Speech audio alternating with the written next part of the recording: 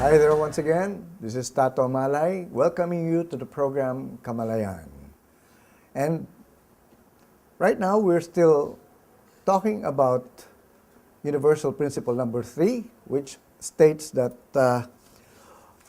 we are, or rather we predict our own future by what we imagine, feel, say, and do.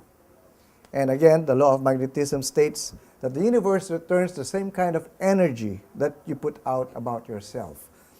And at this point, I'd just like to remind you about what we had discussed in the previous episodes about attitude problems. Basically, our attitude, the word attitude is your thoughts about your life, about yourself, about everything that you get to see around you and about other people. In other words, lahat dun sa mga nakikita natin, mga nakahalubilo natin tao, may reaction tayo. And that is basically dependent on the kind of attitude we have. And so, at this point, I would just like to remind you about what attitude is all about. Now, the thing here is, many times, people get to see us without talking to us. No? Hindi pa tayo nakikipag-usap sa kanila, ginajudge na nila tayo. Why? Meron na tayo kasi sinasabi. And that is what we call non-verbal communication. Many times, ang dating natin sa iba, mayabang. Bakit? So may ginagawa tayo sa sarili natin, napoproject natin yung kayabangan. Mayroon tayong mga ginagawang bagay na sa ating paglakad siguro o sa pagporma na ang dating sa iba, kayabangan o mayabang. Or sometimes, bakit ang dating natin sa iba suplado o suplada? Dahil hindi tayo siguro palagiti. So marami sa atin mga ganyang bagay na napoproject na without us saying anything, nagko-communicate tayo sa ibang tao about who we are. So in other words, saan galing yung mga napoproject natin? Sa loob natin. Hindi pwedeng lumabas yan na hindi galing sa kalooban natin. So if we are aware of basically what we are able to project to other people, siguro mas maganda dyan if we can get feedback from our friends, from many of those we get to meet as to how they interpret our actions, mas magiging maganda siguro ang ating magiging parang pakikitungo sa ibang tao, no? Kasi sinasabi nila, suplado raw sila.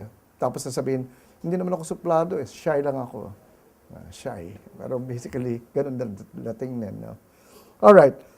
So, I hope we're able to discuss much about already this principle number 3.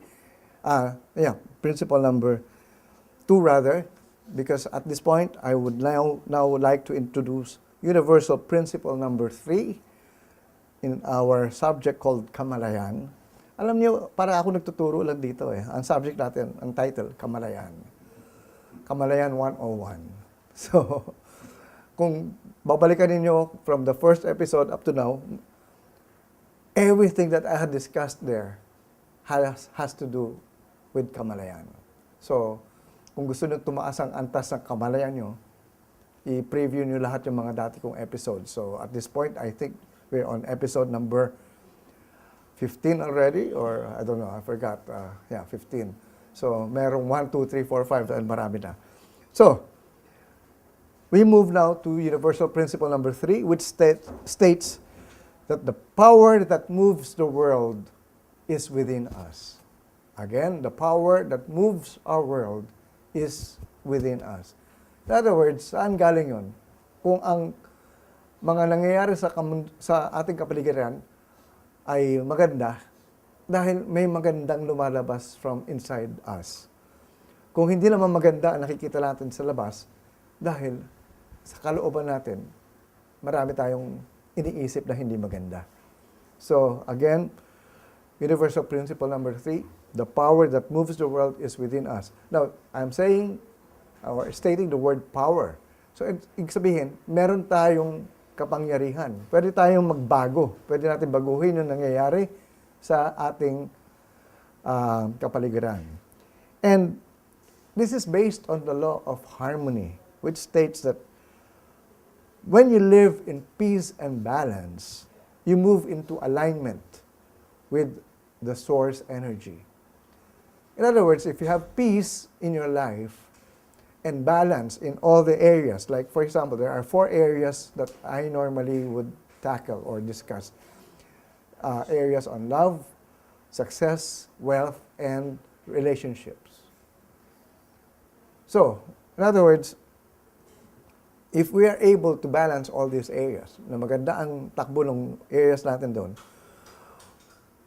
we are aligned with the source or what we call God.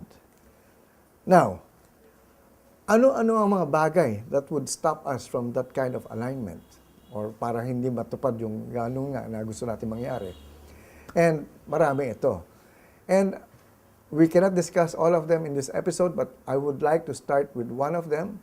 And one of our consciousness blocks, kasi at this point, I want to now to discuss consciousness blocks. Ano ito mga nagbablock sa ating kamalayan? Ang isang bagay na nagbibigay ng isang bara or ano ba tawag dito, wall, or nagbablock sa atin is feeling of unworthiness. Alright? If we feel that we are unworthy, if we feel that we are not deserving of this, wala. Ang makukuha natin is talagang hindi maganda. I will discuss that more in the next episode. That's why I want you to take note of that now, feeling of unworthiness. Next episode, we will still discuss that. We will open our episode on that particular subject. So, till then, this is Tato Malay saying, till the next episode of Kamalayan, see you and thank you for watching.